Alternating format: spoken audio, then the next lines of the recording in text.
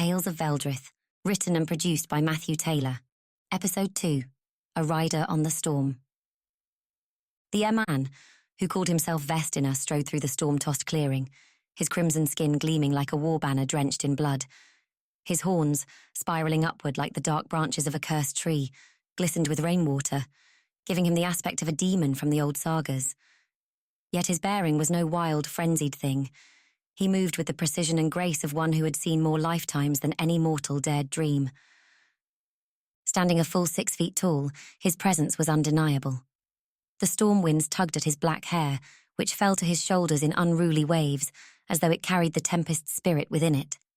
His eyes, coal dark with an ember's faint glow, spoke of an intelligence honed over centuries, tempered by suffering and sharpened by the cruelty of time.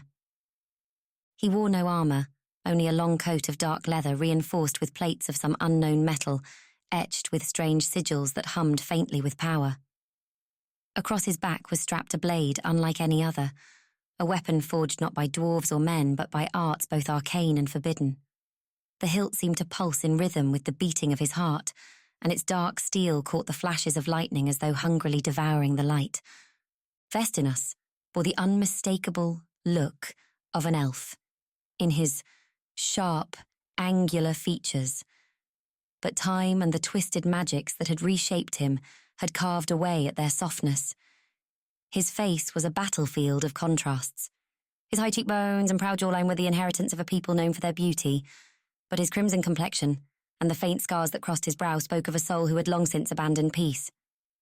To the common folk he was a figure of terror, a Caduce, one of the fallen, whose origins were whispered about in fearful tones. Yet there was no malice in his gaze, only a weariness that seemed to weigh heavier than the storm clouds overhead. As he paused at the edge of the Viking encampment, his boots sinking slightly into the waterlogged earth, he drew back the edge of his cloak, revealing hands that were clawed at the tips, though they handled the haft of his staff with a craftsman's precision. His voice, when he spoke, was deep and steady, carrying the weight of centuries, yet laced with something akin to regret. "Your storm is fierce," he said, his words cutting through the din of the tempest. "But I have weathered worse."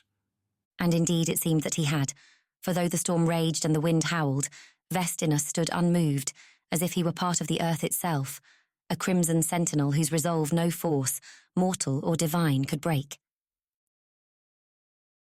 Tales of Veldrith is brought to you by Metal and Magic, purveyors of Celtic and Viking-inspired casual jewellery.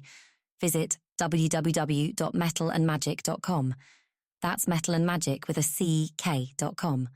Use code Veldrith for free shipping in the US.